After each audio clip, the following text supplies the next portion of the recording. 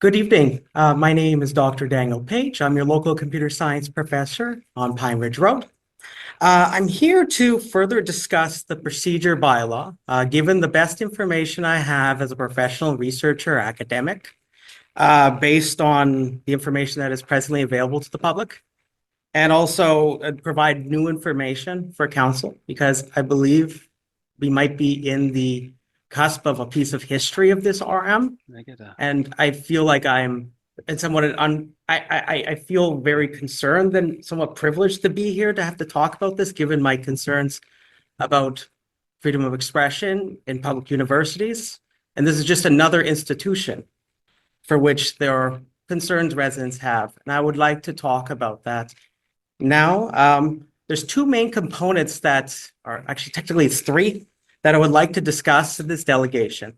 The first one is actually a sequence of rebuttals, because as somebody is formally trained in the mathematical sciences, I normally have to preempt arguments because I'm a rigorous thinker. I've instilled that in the spirit of the previous delegation.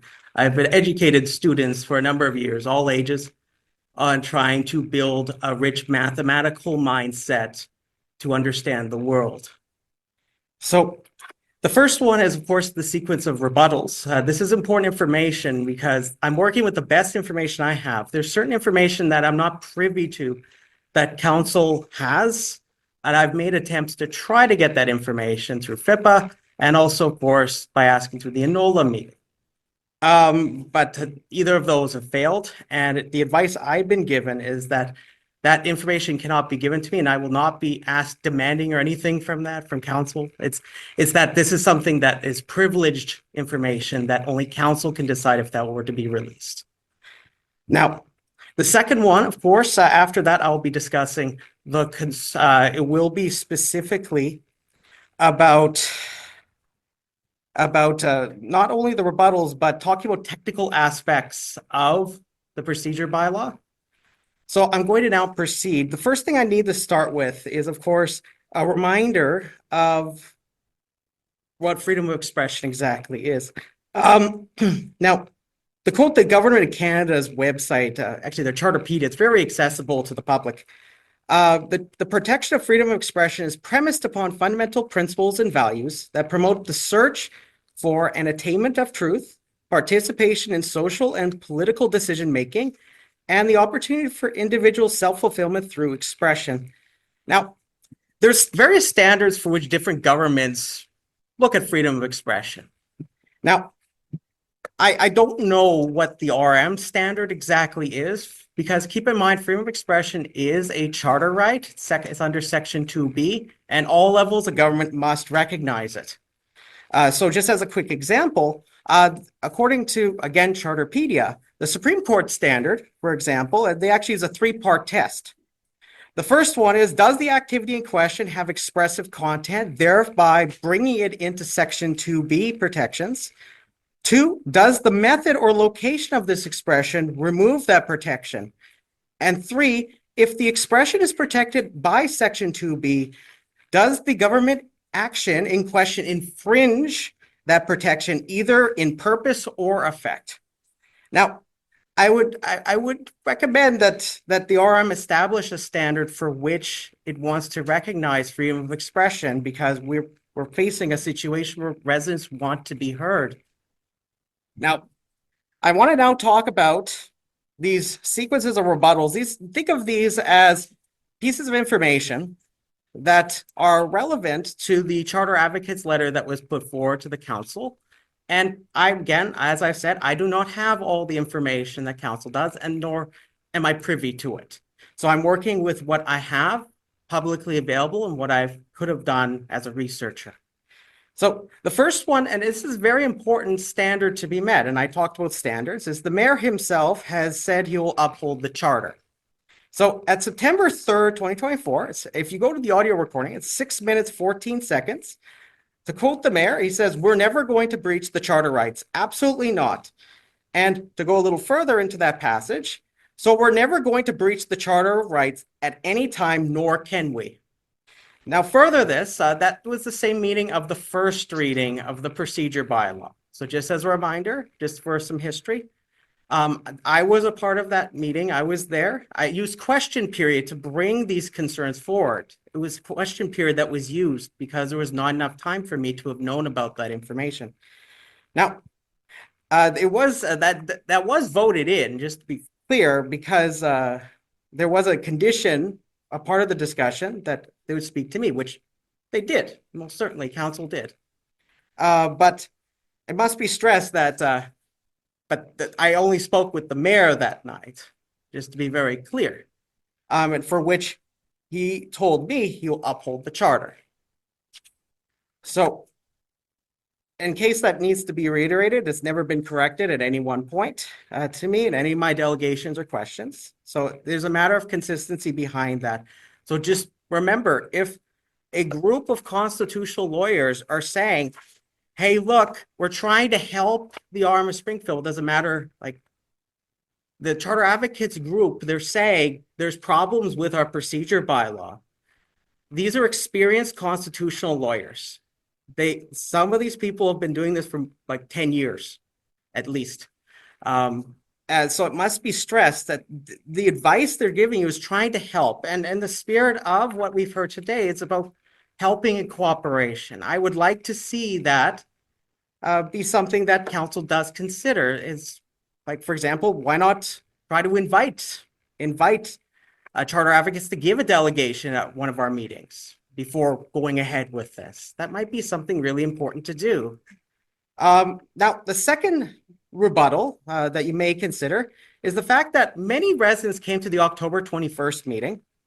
And if you look carefully at the document that's before council, I've looked carefully at it. There's two changes specifically that are in there. I'm not privy to any information that council has that it may discuss later this meeting, just for clarity purposes.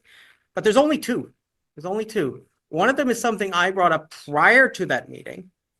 The other one is there's an addition about, I believe it's about extension of votes and keeping records of that. Now, there was a lot of input, and there's tons of input that came in from that meeting. Many residents came because they were concerned about, say, for example, loss of question period, but also many other concerns, like about a release of agenda items. It would be proactive for council to discuss those points because residents brought them to you. So I'm suggesting that before you go ahead, maybe you should bring that input in. That's another rebuttal. And of course, probably the most important, at least for this delegation, is the fact that not all of the recommendations of the Charter Advocates letter were incorporated into the current version that's on the website right now. So that is another one. You should look carefully at that, given that there are arguments in that letter. I personally think that many of them are easy to understand, but the case law around it most certainly, I wouldn't say it's very easy either. But the understanding components, I think that it's pretty clear that they're concerned about the RM and they want to try to see that this bylaw be improved. Now, probably one of the most important legal types of arguments that may have been put to council, I don't know, is of course history of the procedure bylaw, mainly longevity. The idea that if words have been in the procedure bylaw for a long period of time, it means it must have been reliable as policy. Now, naturally, there's problems with that line of reasoning. There is a word of wisdom in long-term use of a policy. It may have lasted for a long period of time for a reason, but if it's sat there for a long time, most certainly if it's never been challenged before, that might mean that there's legitimately a problem with the bylaw. So this appeal to like, especially in this case, that appeal might have flaws. It's no different than if somebody puts something outside and they said, oh, well, it's just out there this whole time and somebody trips over it. Well, what are you supposed to do in a situation like that? You just asserted it, but it was never really, I'm not aware of what history has existed for challenging the wording in question around the Charter Advocates letter. Now, it's worth noting that the claim for which the wording has been standing for a long time is actually false. For example, I've looked actually at the two previous bylaws, namely, keep in mind the current procedure bylaw is 2222. The one that preceded it just before that was 1708. And so that was approved in January 2019. Now, of course, that one introduced the public decorum section, so literally it's not the same, but I must stress that there's been changes to the nature of those two components that Charter Advocates was discussing. So technically, so let me just elaborate.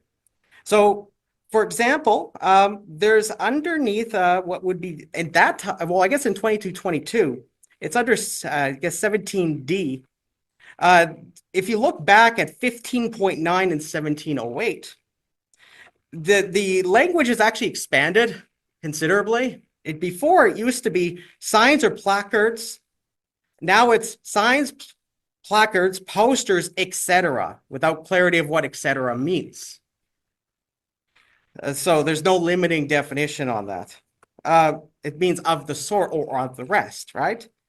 And this other notion of any advertising devices, which I don't know exactly which definition council would like to use for that.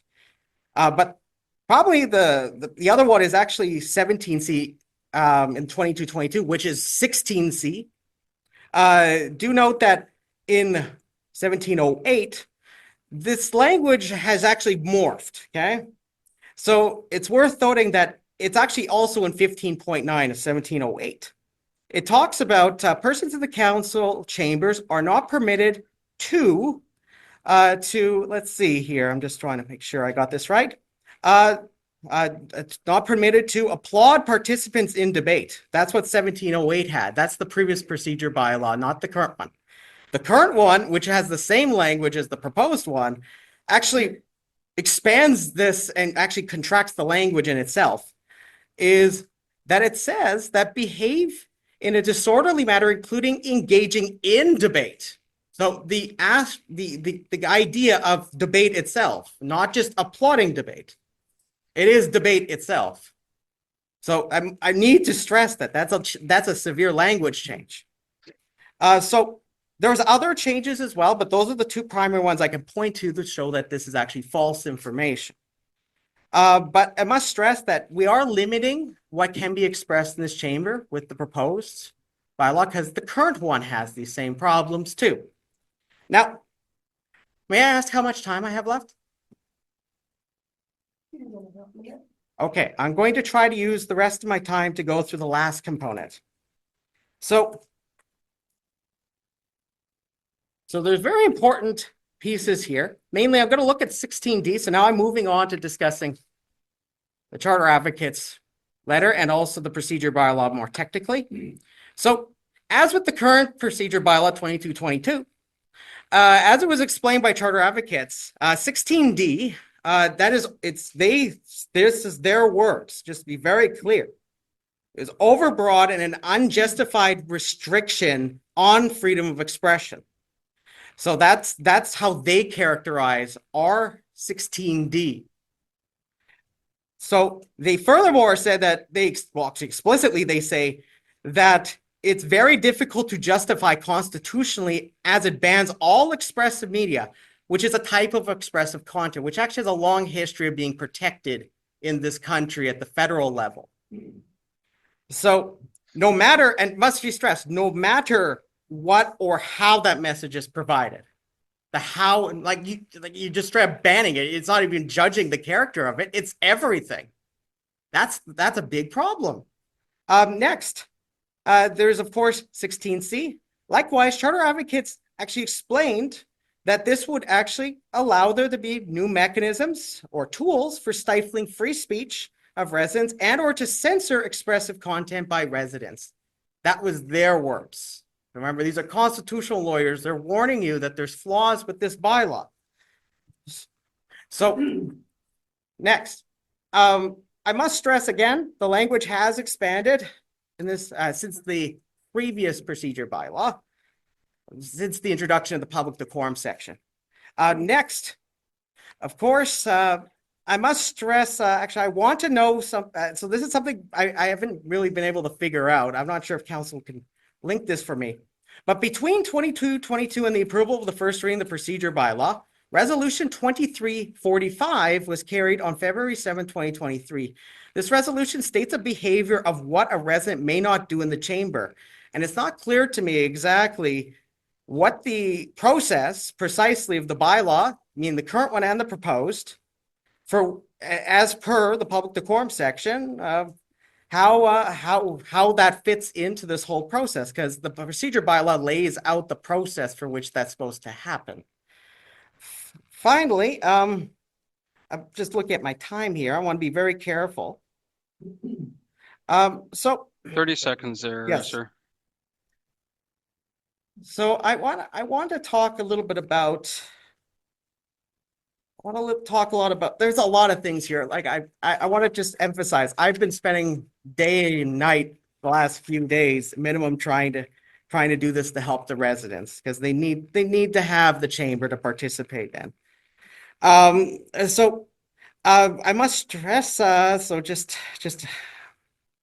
again, I'm getting a little emotional. Sorry. I know I gotta go for a twofer. So again, I am imploring council, please slow down. You can make a very dire mistake for which, when we can actually make this procedural bylaw a better one. And this is a chamber. Historically, it's the public function of a council meeting is to have the public there as a historical function of the council meetings. So as one of the longest running, if not longest, running RM in the province, I'm imploring council to please slow down and try to get it right. Thank you. Thank you, sir. Any questions from council at all? Mark? First off, thank you, Dr. Page. You have more experience and education than anyone that sits on this table here. There's no question about that, especially in this area of expertise. That was a simple reason too why I'm asking for council to defer third reading, because if we ram it through here, there's no question, as you said very quick, like I can quote you saying, it's a dire mistake to proceed as we are, as it's presented to us here and tonight. So if those who vote for it want to go down dire consequences and make those kinds of mistakes, I guess it's up to them. But I have some questions, some observations too. The document is clearly inadequate in terms of charter advocates. So that should be enough for us to say, let's take a sober second look. In my opinion, you provide us very thorough suggestions going forward, and I thank you for those. We're going down a slippery slope. You know, internationally, we've seen the erosion of public participation in the democratic process. I've been in China a few times. You know, in China, they elect representatives, but once you elect those representatives don't reach out to the public anymore. It's called communism. That's what it is, because they restrict and paralyze the public. And I'm scared that's exactly what we're doing here. We see the absolute erosion of the public interest. You know, COVID was a social experiment. How much the government could get away with? We've all been through that. It wasn't pleasant, whether you're on one side or the other. It wasn't pleasant for anyone. I can't imagine anyone that succeeded in that social experiment. I would say to you, and you've clearly said it, we should take a sober second look, defer, do this right, make the public engaged, respect their point of view, encourage their participation, not restricted like we've seen in so many jurisdictions across North America and Asia, in the Middle East. You know, you have those uprisings because those tyrants, those governments are saying, you will listen to us. We have your best interest. We're doing it in your best interest. They use those terms and buzzwords. Oh, I can look after you. Trust us. I've got integrity. I've got leadership. I've got accountability. What a farce. So anyway, I would ask that you say to us, going forward, how should we proceed? Sure. So a couple of things, at least. There's many things I can go on. I want to be respectful of time here. The first thing is that we need to slow down. Slowing down is really important with this because you want to get it right. The next thing is, like I said, this warning letter is not just to reiterate something that has been told to me before the RM received any legal advice.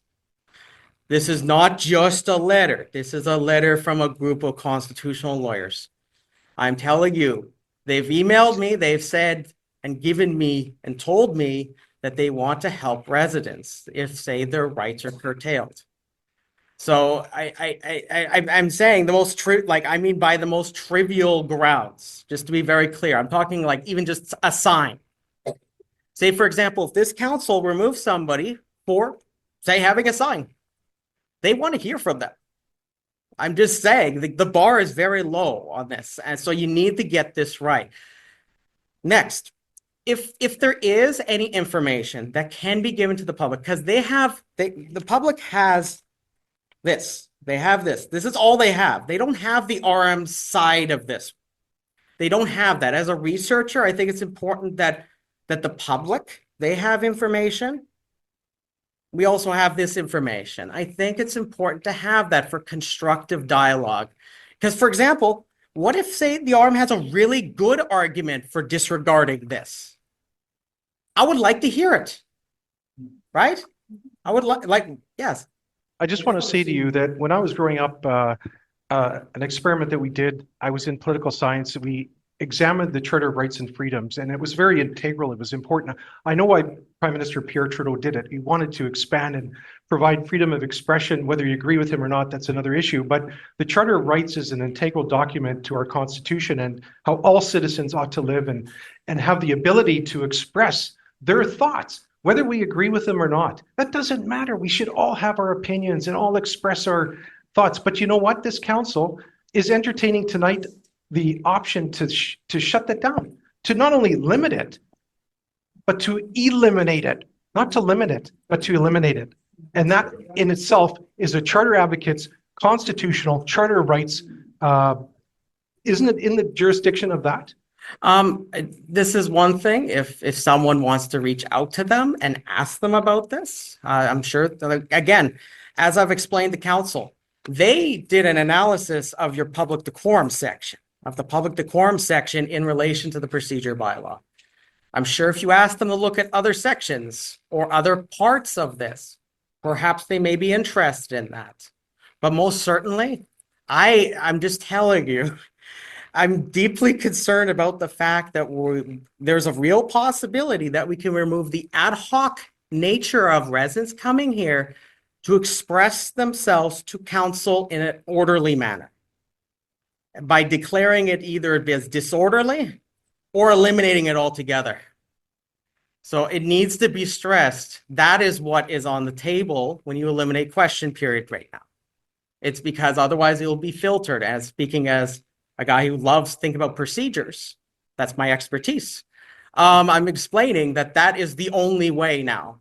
If this procedures bylaw, as it is written, what will happen? Thank you, Mr. Page.